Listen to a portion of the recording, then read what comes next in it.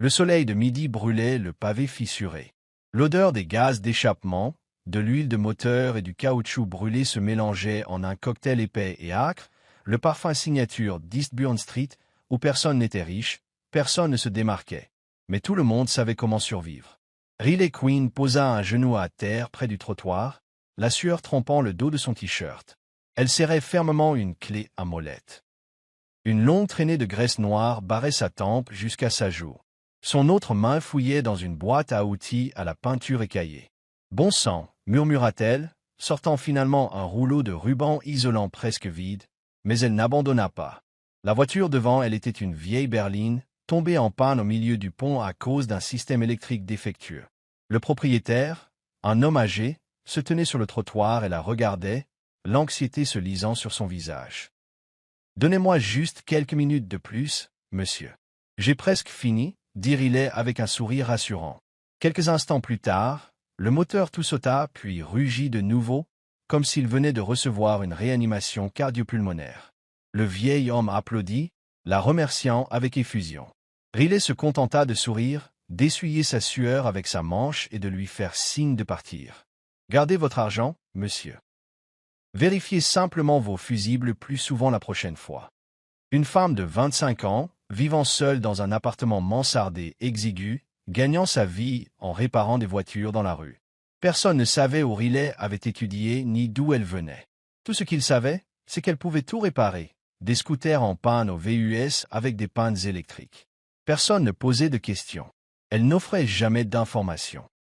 Jusqu'à cet après-midi où un homme en costume gris sortit d'un VUS Tesla rutilant. « Êtes-vous Riley Queen ?» demanda-t-il en lui tendant une carte de visite. « Et vous êtes ?» Riley plissa les yeux vers l'étranger tout en fermant sa boîte à outils. « Je suis l'assistant technique de Hard Automotive. Nous avons une voiture en panne. Aucun de nos ingénieurs ne peut trouver la solution.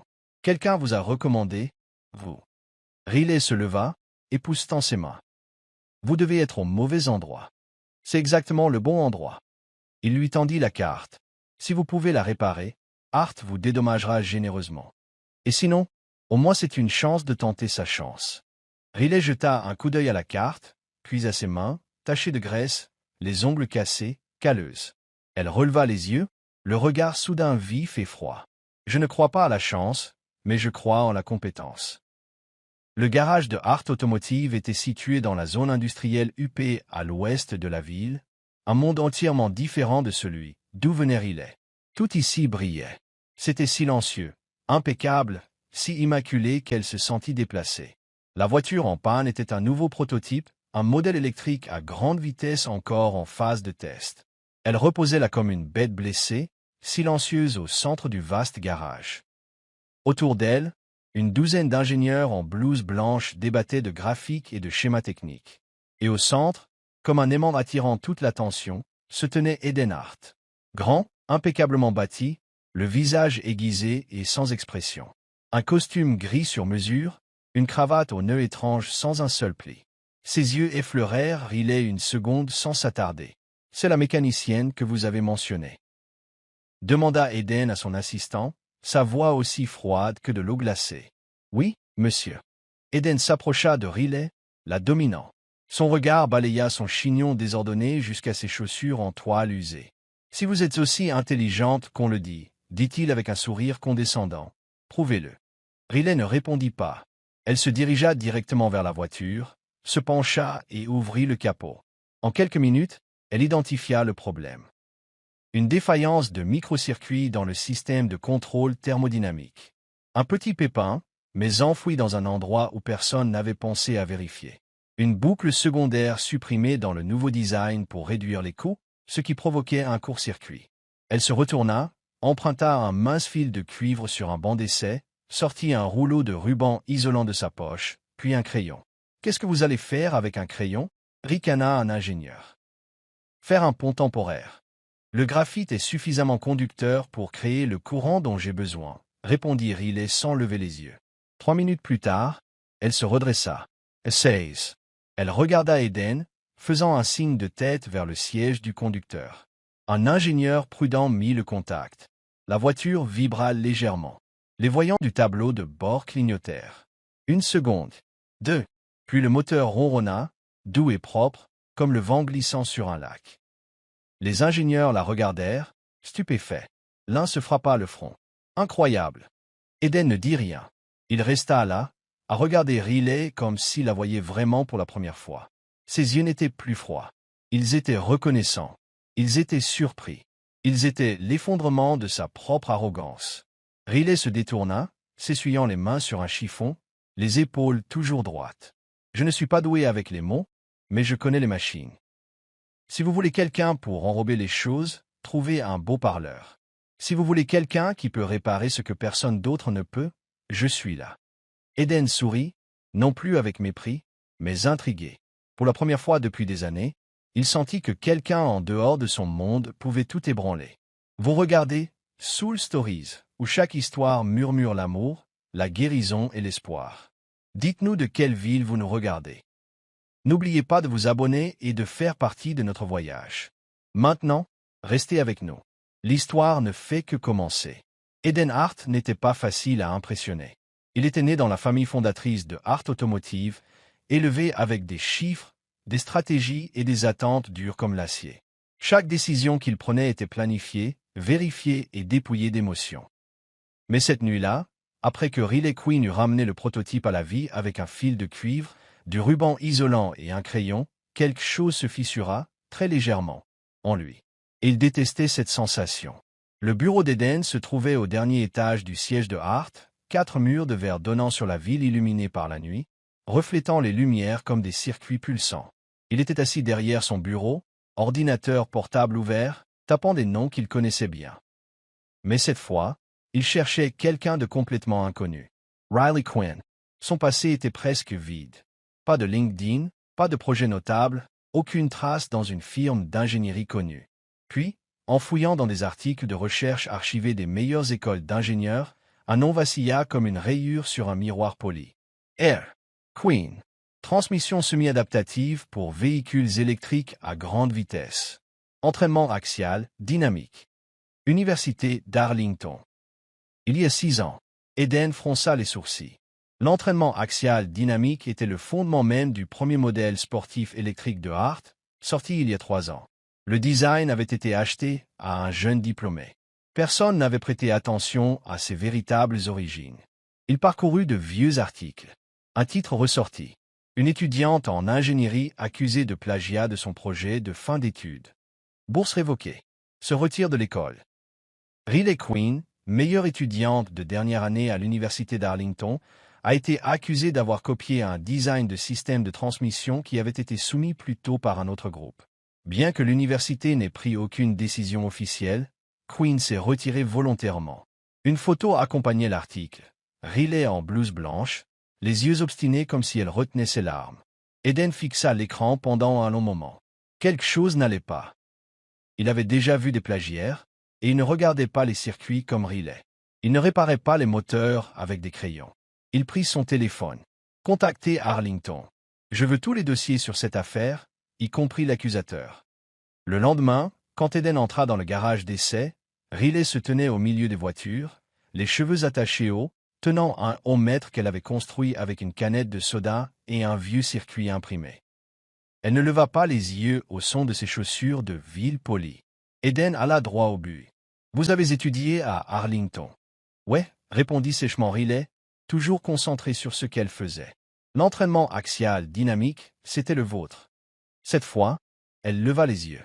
Ses yeux ambrés rencontrèrent les siens, calmes et inébranlables. « Quoi, vous vérifiez mes antécédents avant de me laisser toucher à autre chose dans ce garage. » Eden ne le nia pas. « Je dois savoir qui travaille dans mon système. » Riley eut un rire sec et sans humour. « Alors écoutez attentivement, PDG. » Elle plia ses outils et se redressa. « Oui, j'ai conçu ce système, seul, mais l'équipe qui l'a soumis avant moi comprenait Jules Garrett, mon ex-petit ami. Il savait que je travaillais toujours tard, seul, sans sauvegarde. Il n'a eu qu'à copier. » Eden ne dit rien. Pas de défense. Pas de réponse. Riley continua, sa voix calme mais tranchante comme de l'acier. L'université n'a pas enquêté à fond. Je n'avais personne pour me soutenir. Louis, si. Et je suis parti parce que dans ce monde, La vérité ne suffit pas si vous n'avez pas le pouvoir qui va avec. Elle le fixa, non pas avec colère, mais avec une résolution froide et forgée. Mais vous savez ce qui est le plus drôle? Je répare toujours des voitures, même après avoir été mise à la porte du domaine que j'aimais. Je n'ai pas besoin de votre confiance. J'ai juste besoin de réparer des choses. Aidan resta silencieux un long moment. Puis il reprit la parole, plus doucement cette fois. Alors faisons un marché. Riley haussa un sourcil. En une semaine, vous travaillez avec l'équipe technique du Garage Art. Pas de titre, pas d'engagement. Si vous prouvez que vous n'êtes pas seulement chanceuse, je vous offrirai un poste qui correspond à vos capacités.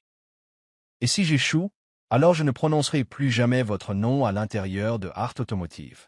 L'air entre eux se tendit comme un câble d'acier, mais Riley ne scia pas. Elle tendit la main. Une semaine. Eden lui serra la main, propre, au long doigt, sentant légèrement la menthe. La sienne était rêche, calleuse, sentant l'huile et le métal. Deux mondes entraient en collision. Un PDG arrogant, une fille rejetée et le début d'une semaine qui pourrait changer leurs deux vies. Le garage central de Art Automotive était un lieu où l'acier, l'électricité et l'ego s'affrontaient à toute heure. Ce n'était pas seulement un atelier de réparation, c'était le cœur métallique d'un empire technologique. Les murs de verre brillaient. Le sol de l'usine était d'un blanc immaculé. Les machines se tenaient en rangées rigides comme une salle d'opération pour machines. Chaque pas faisait écho au son aigu de la précision absolue. Et dans ce monde, Riley Queen entra comme une poussière à l'intérieur d'une puce électronique. Elle portait un sweat à capuche gris délavé, ses cheveux attachés en arrière avec un élastique lâche, les manches retroussées pour révéler une peau hâlée et des taches de graisse qui s'accrochaient encore du matin. Personne ne la salua. Les premiers yeux à se poser sur elle furent ceux de Brett Lowman, ingénieur en chef de la division des systèmes électriques. Grand, les cheveux plaqués en arrière comme de l'huile de moteur, les mains nonchalamment dans les poches de sa blouse de laboratoire, comme s'il était né sous des lumières LED et des scanners de diagnostic. « C'est vous que le patron a fait venir. » Brett sourit avec suffisance, laissant son regard parcourir Riley comme si elle était un reste de friperie. « Non, je suis le fantôme du système de batterie. » Répondit Riley en s'accroupissant pour ouvrir sa boîte à outils comme s'il n'existait pas. Brett ricana. Un autre ingénieur lui tendit une épaisse liasse de schémas, des pages denses de codes de résistance, de circuits de contrôle de couple et suffisamment de données complexes pour bloquer toute l'équipe pendant 3 semaines. Nous pensions que vous voudriez vous attaquer à cette bête. Son ton dégoulinait de sarcasme. Des rires étouffés suivirent de la part de l'équipe. Riley ne répondit pas. Elle tira une chaise et s'assit à un établi près du mur de verre, la lumière du soleil inondant les pages devant elle. Elle traça soigneusement chaque diagramme, suivant le courant de l'entrée à la sortie. Sa main gauche tapotait son menton, tandis que la droite marquait les irrégularités avec un stylo rouge bon marché. Personne ne prêta attention. Les autres continuèrent leur réunion d'équipe sous un groupe de lumière blanche dirigé vers le modèle de véhicule exposé. Un seul homme observait silencieusement depuis la salle d'observation supérieure, Eden Hart. Plus d'une heure plus tard, Riley se dirigea tranquillement vers la baie de test, où le prototype en panne gisait comme un animal affamé. Elle s'agenouilla à côté, ouvrit le panneau de contrôle et sortit un minuscule tournevis de son sweat à capuche pour retirer le protecteur du capteur. Ses sourcils se froncèrent. Un capteur de couple avait été installé à l'envers. Trop simple, trop stupide, mais aussi trop facile à manquer car tout le monde était plongé dans le logiciel, la cartographie de tension et les algorithmes de coordination. Personne ne pensait que la faute pouvait résider dans quelque chose de physique, une installation négligente lors d'un quart de nuit. Riley réorienta le connecteur, remplaça le couvercle par un caoutchouc conducteur de chaleur et utilisa l'imprimante 3D du garage pour fabriquer un nouveau clip de verrouillage précis à la fraction de millimètre près. Quand elle redémarra le système, la voiture vibra doucement sous ses mains. Les voyants de contrôle s'allumèrent de manière stable sans le voyant rouge strident habituel. Elle se glissa dans le siège du conducteur et tapota le volant. « Réveille-toi, mon pote. » Le moteur rugit, doux, régulier, parfaitement aligné. Elle sourit, hocha la tête pour elle-même, puis coupa le contact et alla trouver Brett. « Fais un tour, » dit Riley en lui lançant la clé. Sa voix ne portait aucune arrogance. « Tu l'as vraiment réparé ?» Il haussa un sourcil. « Essaye. Ne pousse pas l'accélérateur trop vite. Le nouveau circuit a besoin de quelques minutes pour s'adapter. Brett la fixa, puis se tourna vers la voiture.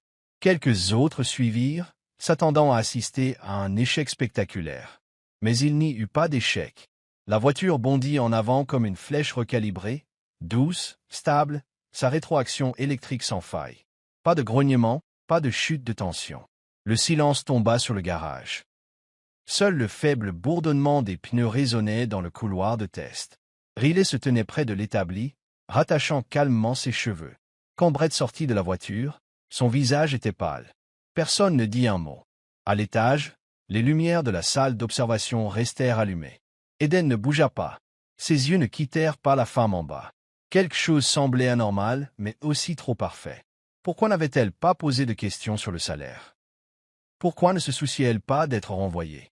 Pourquoi n'avait-elle pas besoin de validation et pourtant surpassait-elle tous ceux qui essayaient de l'obtenir? Il appela Evan, son fiddly assistant. Avez-vous obtenu quelque chose de cette affaire de plagiat? Evan hocha la tête. J'ai contacté le professeur Lama, le conseiller de Riley à l'université d'Arlington. Il tendit à Eden un dossier imprimé. Il a dit que Riley était la meilleure étudiante du département. Le design de transmission qu'elle a soumis est arrivé en premier. Mais plus tard, un autre groupe dirigé par son ex-petit ami, Jules Garrett, a rendu un projet qui semblait presque identique. Personne n'a vérifié. La voix d'Eden devint sèche. L'école a refusé d'enquêter. Jules avait de l'influence familiale. Riley n'en avait aucune. Elle est partie. Eden ne dit rien. La voix de Riley résonnait dans sa tête. Je n'ai pas besoin que vous me croyiez. Je répare juste des voitures. Il l'avait crue arrogante. Maintenant il comprenait que c'était de la douleur, forgée en acier. Ce soir-là, alors que Riley rangeait ses outils, Eden apparut, les mains dans les poches, la voix basse. Tu ne veux vraiment rien? Pas de contrat? Pas de titre de poste? Pas même une conversation sur la rémunération? Riley ne se retourna pas. Elle essuya ses pinces avec un chiffon huileux, la voix douce. Parce que je ne suis pas venu ici pour une promotion. Eden la fixa l'homme. Cette fille ne voulait rien de lui, et cela lui donnait envie de tout lui donner. Riley eut un rire sec. Vous pensez que je suis venu ici pour demander un travail? Non. Je suis venu prouver que je n'ai jamais été juste chanceuse. Et si je vous crois? Riley se tourna, les yeux illuminés non pas de joie, mais de quelque chose de plus vif, de défensif. Je n'ai pas besoin que vous me croyiez. J'ai besoin de ne pas m'effondrer. Elle se pencha, fourra le chiffon dans sa poche. Si vous n'avez rien d'autre pour moi, je m'en vais. Eden ne l'arrêta pas, mais quand la porte se referma derrière elle, il resta là, figé au milieu du garage pour la première fois depuis des années, complètement hanté. Non pas parce qu'elle avait réparé la voiture, mais parce qu'elle n'avait besoin de rien de lui, et pourtant elle était plus forte que quiconque avait jamais essayé de l'impressionner. Le soleil du début de l'été brûlait comme une loupe pressée contre le béton derrière le siège d'essai de Hart Automotive. La chaleur miroitait sur le pavé, déformant l'air comme un objectif de caméra qui perd sa mise au point. Des ingénieurs installaient des systèmes de surveillance le long d'une piste en boucle fermée conçue pour tester le dernier prototype de véhicule électrique à grande vitesse de l'entreprise.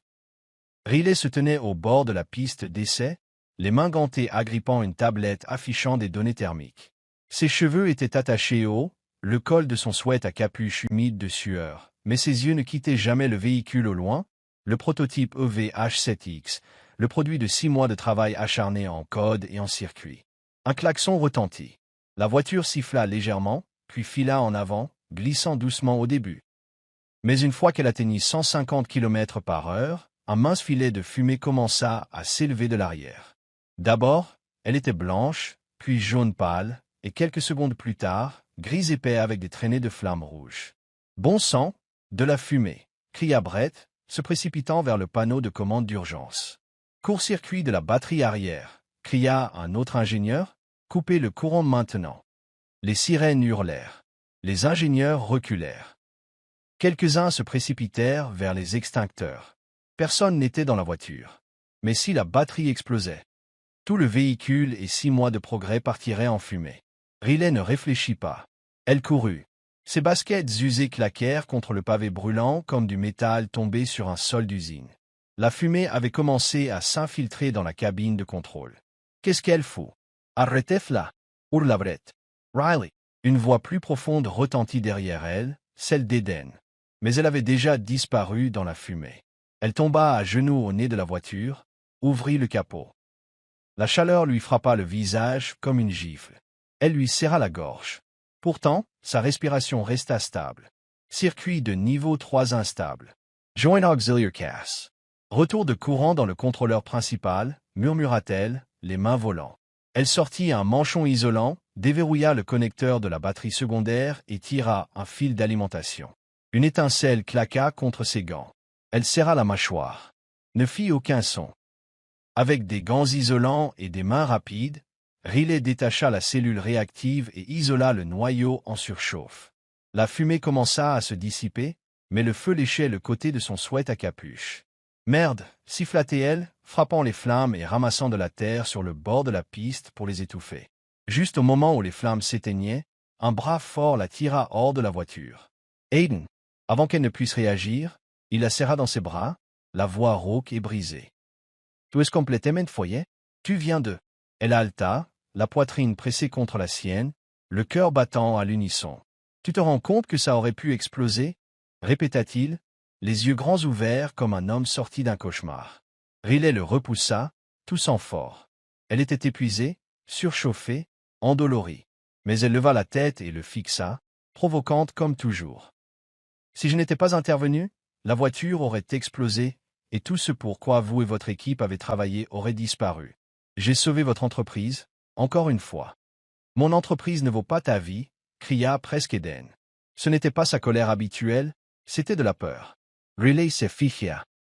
En une fraction de seconde, elle vit un Eden complètement différent, pas le PDG froid derrière des murs de verre, mais un homme à la respiration saccadée, la panique dans les yeux et les mains qui tremblaient juste assez alors qu'il essayait de ne pas la toucher à nouveau. « Tu vaux plus que n'importe quelle voiture dans ce fichu garage, » murmura-t-il, comme s'il avait peur d'entendre sa propre voix. Personne ne dit rien après ça. Tout autour d'eux, la fumée dérivait dans l'air chaud de l'été, le sol brûlé et tremblant de la tension résiduelle. Cette nuit-là, une pluie fine tapotait le toit de tôle du bâtiment délabré où vivait Riley. Elle venait de se laver les cheveux et s'asseyait en les brossant devant un miroir fissuré, vêtue d'un vieux t-shirt et d'un short, quand on frappa à la porte. Elle soupira, se dirigea et ouvrit. Eden Hart se tenait là, trempé, tenant une grande boîte en métal argenté. « Qu'est-ce qui t'est arrivé ?» demanda-t-elle en penchant la tête. « Rien, » répondit-il. « Je suis juste venu m'excuser. » Riley croisa las bras. « Avec quoi ?» Eden ouvrit la mallette qui révéla une trousse à outils de mécanicien haut de gamme. Édition limitée, Snap-on, tête de couple ultra légère, tournevis électrique et équipement de jauge thermoélectrique intégré généralement réservé aux équipes de course professionnelles. « Pour toi, » dit-il en la lui tendant. « Pas parce que tu as risqué ta vie aujourd'hui, mais parce que tu es brillante, et j'aurais dû le dire il y a longtemps. » Riley sourit, pas d'un sourire narquois. Un vrai sourire, doux, chaleureux et juste un peu troublé. « Tu esas de me saudoyer. »« Non, » répondit Eden en la regardant dans les yeux. « J'apprends à traiter les gens qui comptent de la bonne manière. » À ce moment-là, quelque chose se brisa en elle, pas ses défenses, pas ses cicatrices, mais quelque chose de proche, comme une soupape de pression qui se relâche juste assez pour qu'elle puisse respirer à nouveau. « Entre, » dit-elle doucement. « La pizza est froide, mais encore mangeable. » Après ce jour, un nouveau rythme s'installa lentement au garage Art. Riley et Eden n'étaient plus seulement le PDG et une mécanicienne temporaire. Ils étaient coéquipiers, bien que personne n'osât le dire à voix haute. Ils dînaient dans le garage, parfois des nouilles instantanées, parfois des sandwichs qu'Eden prenait en chemin. Riley mettait de la musique indépendante sur une enceinte Bluetooth cabossée. Eden dessinait des plans sur le tableau blanc, les cheveux en désordre, les manches retroussées. Elle l'appelait Art quand ils se disputaient, et Eden quand elle avait besoin de café. Il ne prononçait pas souvent son nom, mais chaque fois qu'il le faisait, il y avait une brève pause avant, comme s'il pesait quelque chose de fragile, tenait quelque chose avec précaution. Une fois, Riley laissa son tournevis sur une étagère haute. Eden grimpa pour le lui prendre. Elle le taquina, « Tu grimpes bien. La prochaine fois, change le pneu. » Il répondit, « Si c'est toi qui enseignes, j'apprendrai. » Il lui fallut quelques secondes pour le foudroyer du regard, mais son cœur avait déjà raté un battement étrange. Ils ne se sont pas enlacés. Ils ne se sont pas embrassés. Il n'était pas nécessaire de le définir. Mais au milieu des machines vrombissantes, des étincelles électriques et de l'odeur d'huile, le courant entre eux devenait plus fort chaque jour. Non plus les 12 volts des vieux moteurs, mais 220 volts, silencieux, dangereux et impossible à couper. Ce matin-là, le 3e étage de la division d'ingénierie de Hart Automotive était baigné de soleil. Des rayons dorés profonds traversaient le verre clair, se déversant sur des tables de travail encombrées de plans, de câblages, de circuits prototypes et d'une tasse de café froid laissée de la nuit précédente.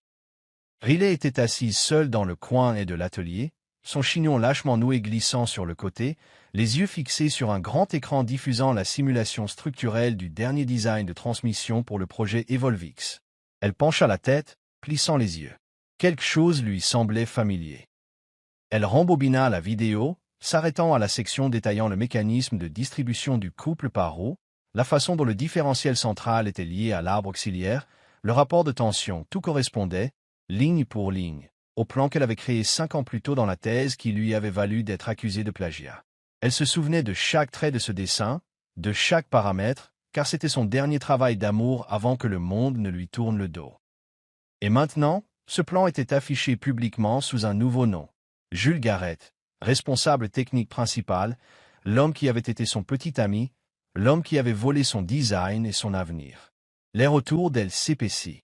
Riley posa la tablette, E.T. resta, immobile un long moment. Le garage bourdonnait de bruit cliquetis d'outils, grognement de brettes, pas pressé, mais à l'intérieur d'elle, il n'y avait que le tintement de vieux souvenirs. Jules chuchotant alors qu'il se connectait à son ordinateur portable pendant qu'elle somnolait, le conseil de discipline lisant sa bourse révoquée, sa mère pleurant au téléphone, confuse et impuissante. « Je vais bien », murmura-t-elle, à peine audible. Elle se rassit, sortit un stylo rouge de sa poche et traça une ligne dure sur l'imprimé. Puis, lentement, elle rassembla les papiers, proprement, précisément. Ses mains ne tremblaient pas. Il n'y avait pas de larmes, seulement le silence, le genre de silence qui survient lorsqu'une machine s'éteint doucement. Eden Hart sentit que quelque chose n'allait pas avant même que son assistant ne dise un mot. Depuis la salle de contrôle du niveau supérieur, il regarda à travers le verre sans teint et vit Riley ranger ses affaires. Ce n'était pas un changement d'affectation.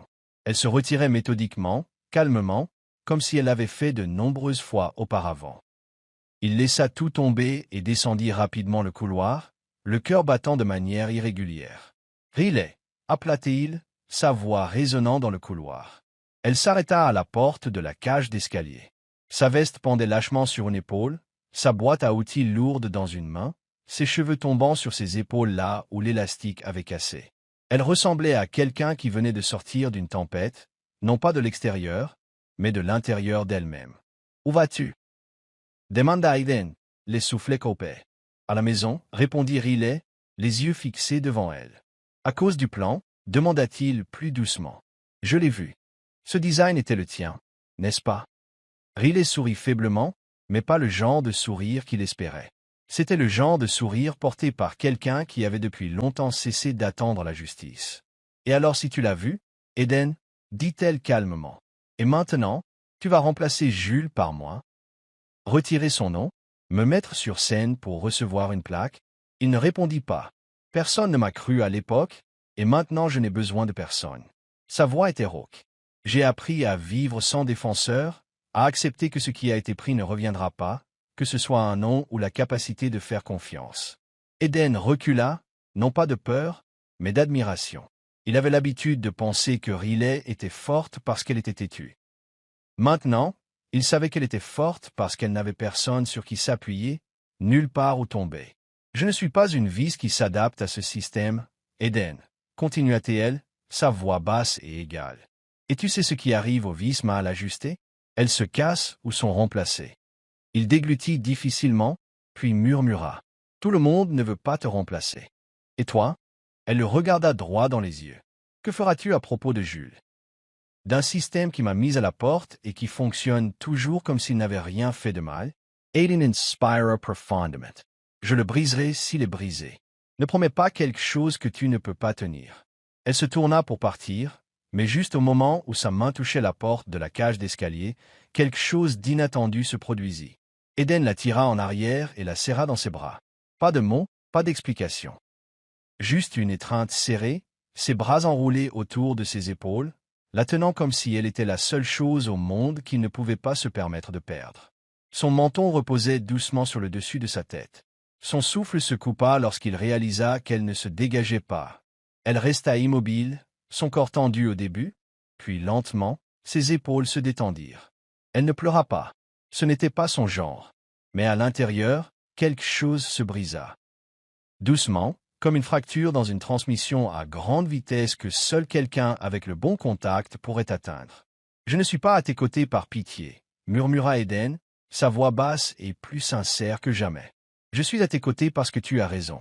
Et pour la première fois de ma vie, je veux être là où est le bien, même si cela signifie aller à l'encontre de l'entreprise que j'ai bâtie. » Elle prit une profonde inspiration, puis relâcha doucement ses bras, non pas pour fuir, mais pour le regarder en face. « D'accord » hocha-t-elle la tête. « Si tu veux vraiment recommencer, alors commence avec moi. Mais pas parce que je suis une victime, parce que je suis la meilleure ingénieure que tu es. » Eden laissa échapper un petit rire. Marché conclu. Il ne dit rien de plus. Mais tous deux savaient que tout avait changé à partir de ce moment. Cette nuit-là, Riley ne quitta pas le garage. Elle et Eden s'assirent côte à l'établi, redessinant son design original circuit par circuit, algorithme de couple par algorithme de couple. Chaque courbe qu'elle avait autrefois calculée seule dans une chambre de dortoir, avec des murs qui s'écaillaient et une lampe de bureau vacillante. Eden la regarda travailler, sa main gauche écartant ses cheveux, sa main droite volant sur le plan comme si elle composait de la musique. Et il comprit que ce n'était pas seulement de l'habileté. C'était de la survie. C'était de l'âme. Vers minuit, elle se leva et lui tendit un schéma terminé. Celui-ci a un suivi de signatures cryptées, dit-elle. Si quelqu'un essaie de le voler à nouveau, je le poursuivrai en justice jusqu'à la ruine. Eden sourit doucement, tranquillement, comme la lumière du bureau tombant sur sa joue. Riley Queen, dit-il, tu n'es pas une vis mal ajustée. Tu es l'arbre central, la chose autour de laquelle tout ce système devrait tourner. Ils s'assirent ensemble dans l'atelier silencieux, avec rien d'autre que le murmure du vent à travers les vitres et le doux grattement du stylo sur le papier. Dans un monde construit de logique, de métal et de précision, ils venaient de construire quelque chose de complètement différent. Une connexion sans nom, mais solide comme de l'acier. L'enveloppe gaufrée d'or reposait silencieusement sur la table de conférence du 26e étage. Eden Hart n'avait pas besoin de l'ouvrir pour savoir ce que c'était. Le concours national de technologie de la mobilité, un événement annuel où ingénieurs, inventeurs et grandes entreprises se réunissaient pour présenter l'avenir de la mobilité intelligente. Cette année, les organisateurs avaient choisi un thème inhabituel, quand la mécanique a une âme. Eden relut la ligne, mais au lieu de penser à des robots ou à des voitures volantes, son esprit évoqua l'image de Riley Queen, penché sur un poste de soudure, les cheveux en désordre, les yeux fixés avec le genre de concentration qui coupait le reste du monde. Il descendit l'enveloppe au 3e étage, où elle ajustait à la main un nouveau modèle d'axe de roue, sans capteur ni guide laser. Le concours de cette année, dit-il en s'approchant, autorise l'IA, les capteurs automatisés, la conception virtuelle, mais le thème demande quelque chose de plus humain, de plus réel. Elle ne leva pas les yeux. Il placa, l'invitation devant elle. Tu devrais diriger ça. Silence. Riley continua de serrer un boulon, le mouvement net, précis. Non, dit-elle finalement, court et glacial. Pourquoi pas demanda Eden, bien qu'il soupçonnât déjà la raison. Parce que je ne fais pas de revanche.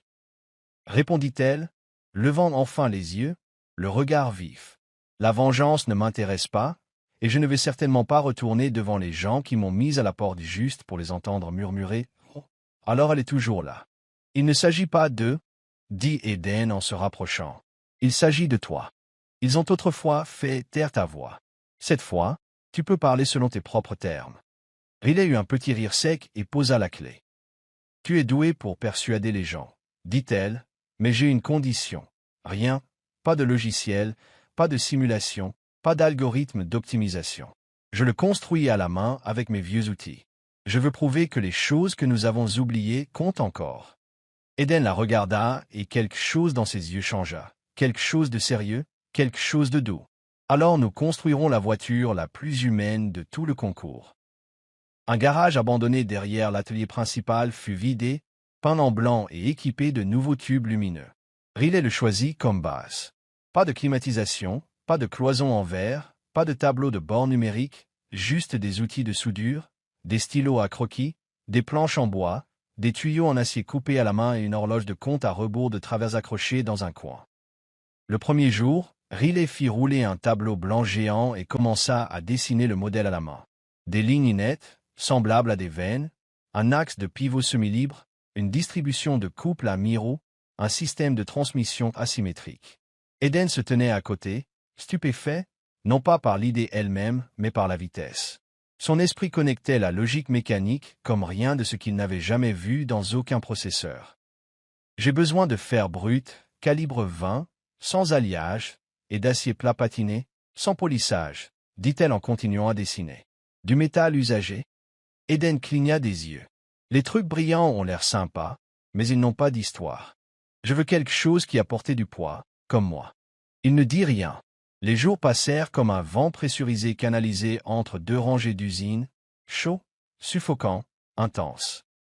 Mais à l'intérieur de ce garage, quelque chose de vivant commença à prendre forme. Riley travaillait comme une artisane, les mains tachées de graisse, les cheveux attachés avec un morceau de fil effiloché. Eden, qui n'avait l'intention que de superviser, fut bientôt entraîné comme un apprenti débutant. Il coupa de l'acier à la main, apprit la soudure de base, moula des roues à partir de moules sous sa direction. « C'est la première fois que je te vois vraiment transpirer, » plaisanta-t-elle. « C'est la première fois que je vois une femme transformer une perceuse électrique en un outil plus précis qu'un scalpel, » répondit-il. La nuit, il mangeait des nouilles en coupe, s'essuyant la bouche avec des schémas pliés. Certaines nuits, Riley s'endormait à table, le pied à coulisse encore à la main. Eden la couvrait doucement de sa veste et veillait jusqu'à l'aube. Chaque jour qui passait, le prototype approchait de son achèvement, non pas alimenté par la technologie, mais par quelque chose de plus ancien, la foi dans les machines et les mains humaines. La nuit précédant la date limite de soumission, Riley et Eden furent les derniers à quitter le garage. La lune était basse dans un ciel gris, projetant une faible lumière argentée à travers une fenêtre poussiéreuse, peignant leur silhouette sur le mur.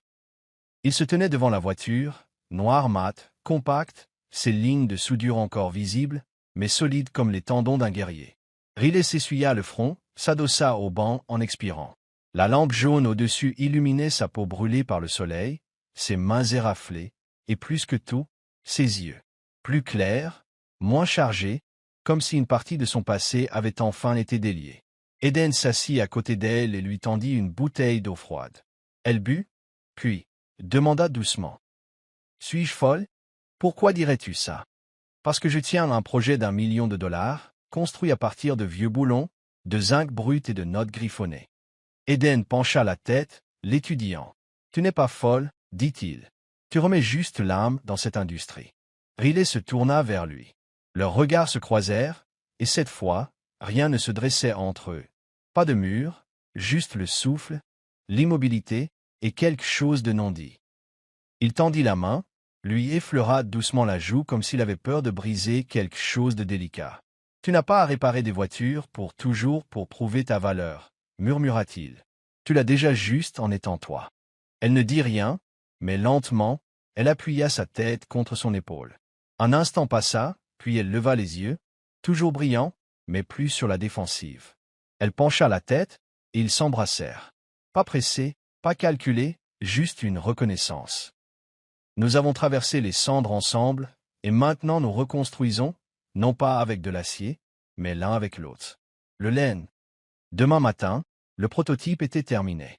Les roues roulèrent pour la première fois sur le sol de l'atelier, comme le battement de cœur de quelque chose qui n'était plus seulement mécanique. Toute l'équipe se tenait autour, silencieuse. Riley recula, les bras croisés, regardant la voiture faire son premier tour. Puis elle se tourna vers Eden. Il ne dit rien, sourit simplement. Et à ce moment-là, il n'avait pas besoin de gagner. Il n'avait pas besoin d'applaudissements. Parce qu'ils avaient réalisé la seule chose qui comptait le plus. Ils étaient sortis de l'ombre du passé ensemble. Toujours en train de suivre l'histoire. Si cette histoire vous a trouvé en dehors de Soul Stories, Nous vous invitons à la maison où chaque récit touchant commence avec la vérité, l'espoir et le cœur. La cérémonie de remise des prix s'est tenue dans le grand hall du Conseil national de l'ingénierie, un plafond immense s'étirant au-dessus, bordé de bandes LED blanc-bleu froid reflétant les logos des plus grandes entreprises technologiques du pays. Des rangées de sièges étaient remplies d'investisseurs, d'experts techniques, d'anciens professeurs des meilleures universités et de nombreux visages familiers. Familiers pour Riley, mais pas de manière agréable. Le prototype qu'elle, Eden et l'équipe avaient construit, une machine brute et dépouillée exécutée avec une précision à couper le souffle, avait stupéfié les juges.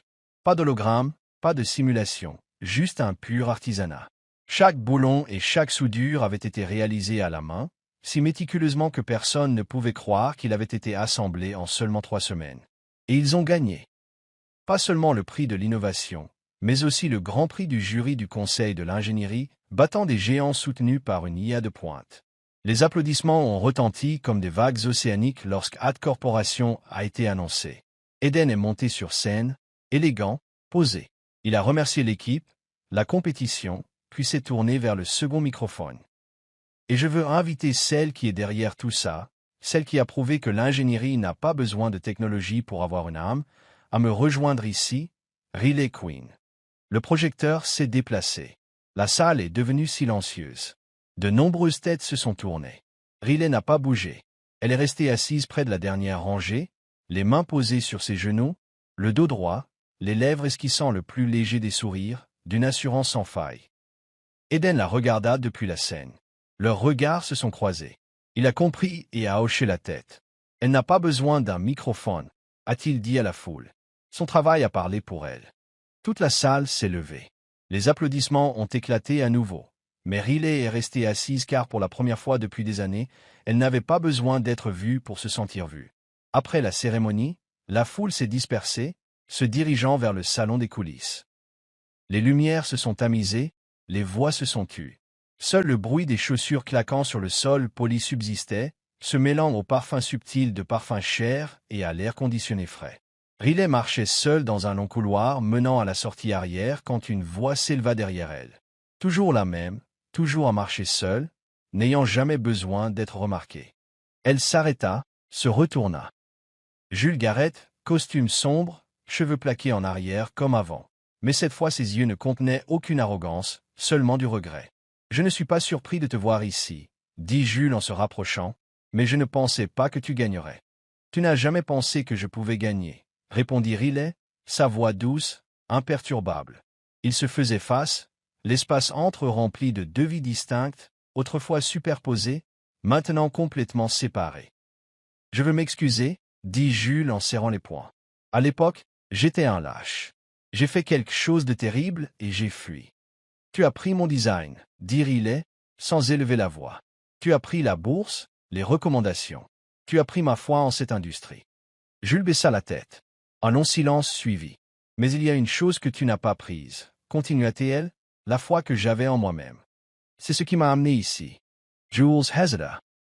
Tu pourrais revenir, dit-il. Plusieurs entreprises veulent te recruter. Même l'ancienne université a mentionné ton nom aujourd'hui. Tu pourrais monter sur n'importe quelle scène. Non, Kuparai. Je n'ai pas besoin de me tenir n'importe où. J'ai juste besoin d'avancer et je choisis de ne pas marcher à tes côtés. Elle sourit, non pas avec colère ou amertume, juste un sourire de pleine compréhension. Bonne chance, Jules. Elle se retourna et s'éloigna. Elle ne vit pas Eden debout à l'autre bout du couloir, appuyé contre le verre dépoli, ayant tout entendu. Quand elle sortit sur la pelouse arrière, où des lumières jaunes chaudes jetaient une lueur sur l'herbe humide, Eden la rejoignit. « Tu l'as vu » demanda-t-il doucement. « Oui, répondit Riley. « Et tu lui as pardonné » Elle secoua la tête. « Non, dit-elle. Je n'ai pas pardonné, mais j'ai choisi de ne plus le porter avec moi. » Eden la regarda longuement, la lumière du lampadaire illuminant son visage, révélant chaque trace de fatigue, les nouvelles égratignures de la soudure, les lignes calmes près de ses lèvres. Mais tout cela la rendait plus forte, plus belle, plus réelle. Il tendit la main, ne dit rien. Elle la regarda un instant, puis plaça sa main dans la sienne. La sienne était chaude. La sienne était fraîche. Mais alors que leurs doigts s'entremêlaient, la température s'égalisa. Elle le regarda pour la première fois, comme si elle reconnaissait quelque chose de non dit. Je ne suis plus seul. Et Eden, qui n'avait jamais été un homme de beaucoup de mots, comprit plus clairement que quiconque. Parfois, la chose la plus forte qu'une personne puisse faire n'est pas le pardon. C'est de lâcher prise pour continuer à vivre. Et dans cette nuit silencieuse où le vent murmurait à travers les lampadaires sans glacer les os de personne, Riley Queen, la femme autrefois écrasée par l'industrie même qu'elle aimait, sortit enfin de l'ombre de son passé, non pas parce qu'elle avait gagné, non pas parce que quelqu'un lui avait dit pardon, mais parce qu'elle s'était tenue debout par ses propres moyens. 2 jours après la cérémonie de remise des prix, Riley retourna au travail comme si de rien n'était. Elle arriva au garage à 7h15, plus tôt que l'équipe d'ingénieurs, et commença immédiatement à démonter la roue arrière du prototype pour analyser l'usure du nouvel essieu. Pas d'interview, pas de conférence de presse, pas de bouquet, pas de dîner de victoire. Elle était aussi silencieuse que le jour où elle était arrivée pour la première fois à ArtCorp, non invitée mais impossible à remplacer. Mais au 26e étage, où les lumières ne s'éteignaient jamais et où les décisions n'étaient pas prises avec des crayons, mais avec des chiffres, le nom de Riley Queen devenait une marchandise. Le conseil d'administration de ArtCorp, dont beaucoup n'avaient jamais mis les pieds dans l'atelier d'ingénierie, était maintenant assis autour d'une table en verre, faisant tourner des stylos main blank et parlant à voix basse et délibérée. Elle est notre nouveau symbole. Nous devrions la mettre sur les couvertures de magazines. Nous pourrions la lier à la campagne, la technologie avec un cœur. La faire asseoir à côté d'Eden au prochain sommet technologique, quelques séances de photos avec des machines CNC. Ajouter un peu d'angle de la misère à la richesse. La presse va adorer ça. Eden était assis à la tête de la table, silencieux, jusqu'à ce qu'un jeune directeur des relations publiques suggère. Nous devrions faire un court documentaire sur sa vie. Peut-être dramatiser un peu la trahison. Une touche de scandale fait monter les actions. Le stylo plume dans la main d'Eden se cassa net en deux. Le silence tomba. Eden leva les yeux. Sa voix n'était pas forte, mais elle était assez froide pour faire frissonner tous les membres de la salle. Si vous voulez produire du contenu de divertissement, allez sur Netflix. Ici, nous construisons de la technologie. Nous ne faisons pas le commerce d'êtres humains. En bas, dans le garage, Riley graissait un roulement quand Eden apparut, toujours en costume, mais sans la cravate. Il resta immobile, la regardant se pencher sur l'établi, la lumière industrielle du plafond attrapant les mèches de ses cheveux comme un halo de poussière de métal. Savais-tu, commença-t-il, qu'au moins 4 départements préparent des dossiers de presse sur toi en ce moment? Il t'appelle la résurrection de l'ingénierie mécanique. Riley ne leva pas les yeux. Elle se contenta de sourire en coin. Et après, une statue en aluminium recyclé. Tu mérites que ton histoire soit racontée. Non, sa voix était plus sèche maintenant. J'ai perdu le contrôle de mon histoire une fois. Je ne laisserai personne d'autre tenir la plume à nouveau. Eden s'approcha. J'ai juste pensé que, si tu parlais, d'autres pourraient y trouver de la force. Je ne suis pas né pour être un modèle, dit Riley en posant la clé. Je répare des voitures. Je n'ai pas besoin d'un public. Eden ne dit rien, mais ses yeux brillèrent d'un sentiment plus complexe, quelque part entre la frustration et la peur. Est-ce parce que, demanda-t-il doucement, tu ne m'as toujours pas pardonné? Riley le regarda longuement. Tu as choisi de ne pas me croire, dit-elle, non pas amère, juste honnête. Et ce n'était pas une erreur. C'était un choix. Maintenant, tu choisis de me croire. C'est bien, mais je n'ai pas besoin de ça pour exister. Alors de quoi as-tu besoin? De liberté? Dit-elle simplement. Je ne veux pas être une marque. Je n'ai pas besoin d'être dépeinte comme une héroïne sortant de l'ombre. J'ai vécu assez longtemps dans l'ombre pour savoir qu'elles ne font pas peur. Elles sont juste calmes et honnêtes. Eden quitta l'atelier, mais au lieu de retourner à son bureau, il se rendit directement à l'étage des médias, au studio interne, où la plupart des interviews internes étaient filmées. Appelez la presse, dit-il au producteur. Préparez les caméras. Je veux faire une déclaration publique sur la compétition. Voulez-vous mentionner Madame Queen? Non, je veux dire la vérité. 3 heures plus tard, la diffusion en direct était nationale. Eden était assis seul dans un fauteuil en cuir gris, le logo de ArtCorp derrière lui. Pas de script, pas de prompteur, juste ses yeux regardant droit dans la caméra. La semaine dernière, ArtCorp a remporté le concours national de technologie de la mobilité, commença-t-il. Mais je ne suis pas ici pour parler de la réussite. Je suis ici pour parler de la vérité. Il posa une main sur la table. Il y a 6 ans, un design de transmission essentiel a été volé. La personne qui l'a créé n'a jamais été créditée. Elle a quitté l'industrie, poussée dans l'ombre.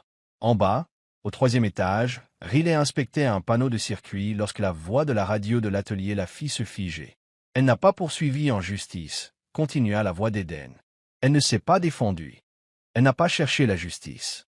Elle a juste continué à réparer des voitures. Il regarda directement l'objectif.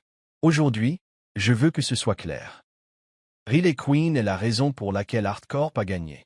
Non pas parce qu'elle a besoin d'applaudissements, mais parce qu'elle mérite de savoir quelle est la raison pour laquelle ce système fonctionne toujours. Et si nous voulons vraiment un avenir où la technologie a un cœur, alors ce cœur doit commencer par voir les gens clairement. Sans fioritures, sans branding, juste de la reconnaissance. Dans le garage, Riley se tenait figé devant la petite radio, les mains encore huileuses, une coupure rouge fraîche visible sur son pouce.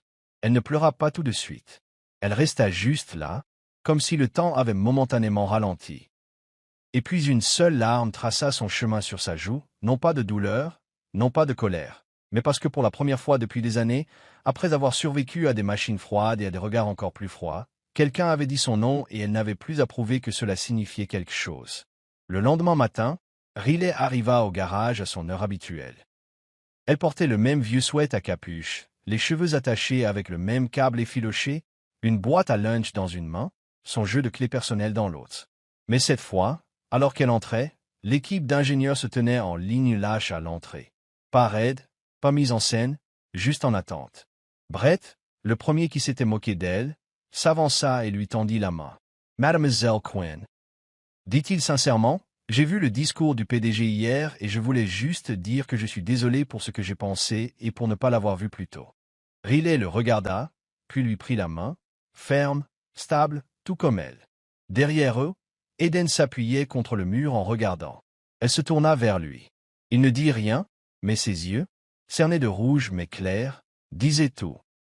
Merci de croire, mais pas de glorifier, de me voir, mais pas de faire de moi un symbole, de m'appeler par mon nom sans avoir besoin des projecteurs. Ada hocha la tête. Il ne s'avança pas car il savait qu'elle n'avait pas besoin de protection. Elle avait seulement besoin d'être vue pour qui elle était. 3 semaines après la compétition nationale, une enquête interne a été ouverte chez Art Corporation. Mais cette fois non pas pour accuser Riley, mais pour démasquer Jules Garrett.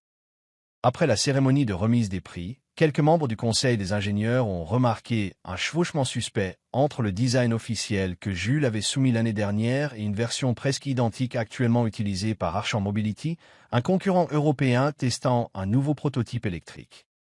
L'enquête a commencé par des extraits de code, puis s'est poursuivie avec les journaux de fichiers, les eurodatages des emails et les exportations de données de l'ordinateur portable personnel de Jules. Ligne par ligne, les preuves ont fait surface comme une sale blague que personne n'avait osé rire depuis 4 ans. Jules n'avait pas seulement volé le design de Riley à l'époque.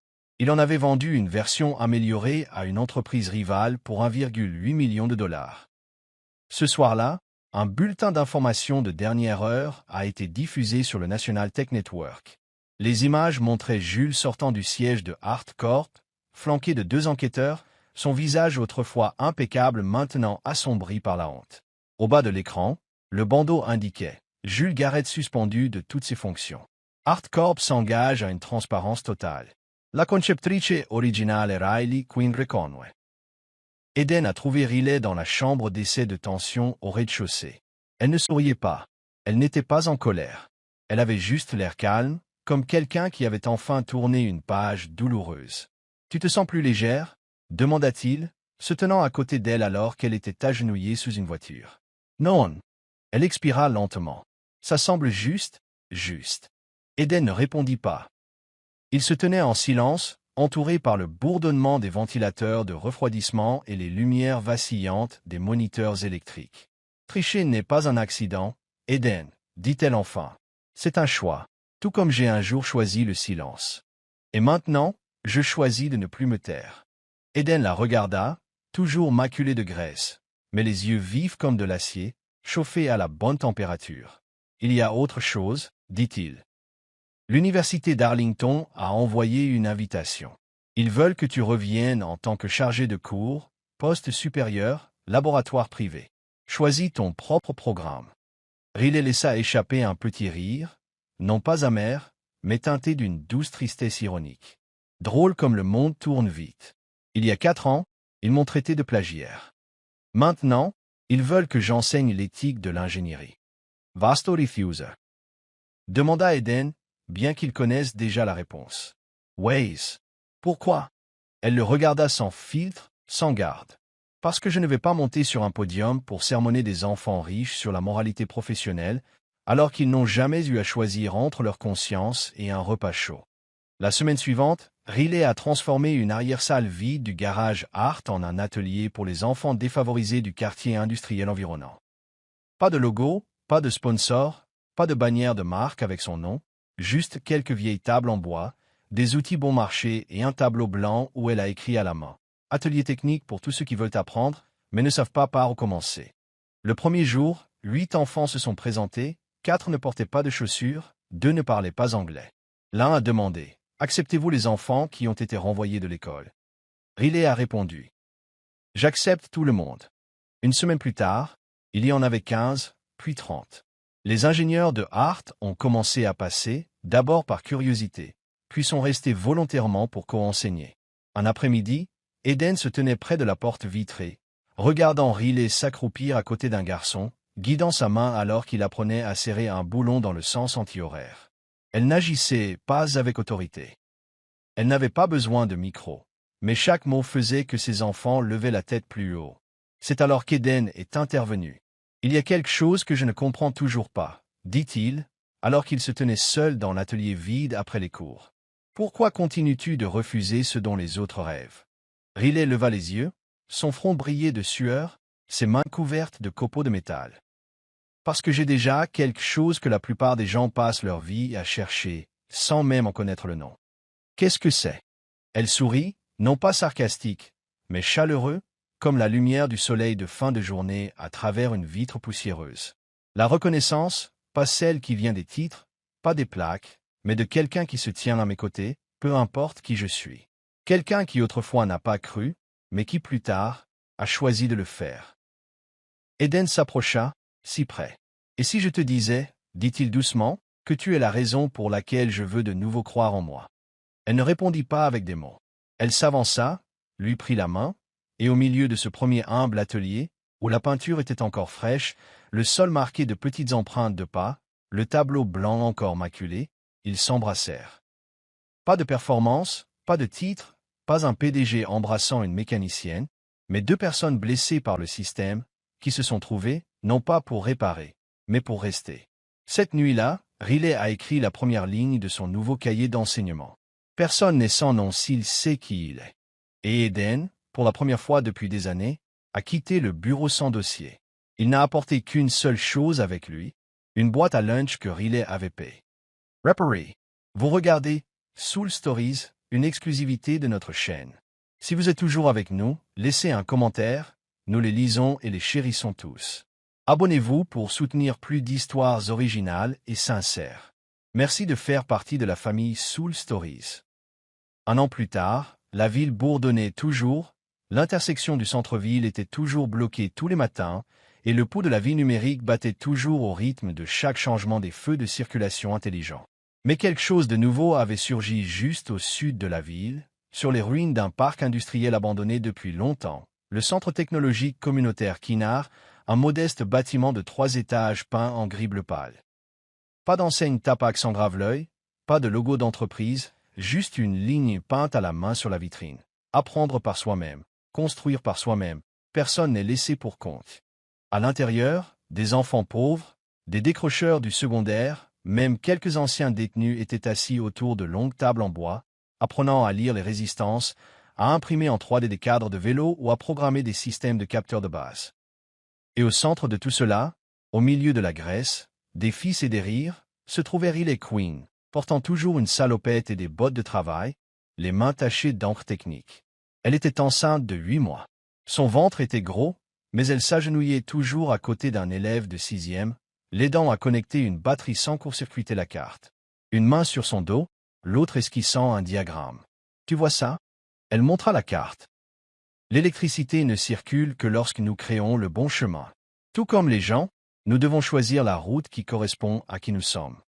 À l'étage, Eden Hart, qui avait quitté la direction exécutive de Hart Corp, examinait une proposition pour l'initiative du garage mobile, un camion transformé qui servirait d'atelier itinérant dans les quartiers à faible revenu.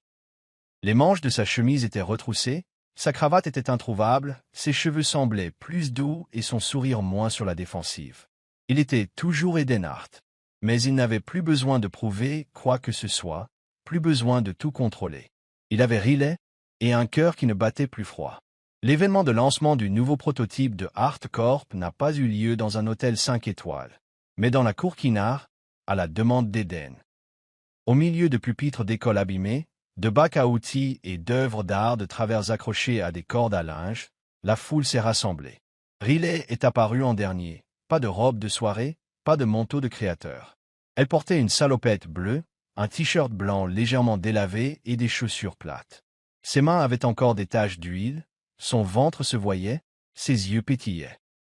Il y eut des chuchotements au début, des murmures, mais quand elle monta sur la scène de fortune, juste des cadres en acier et du bois réutilisé, la foule se tut.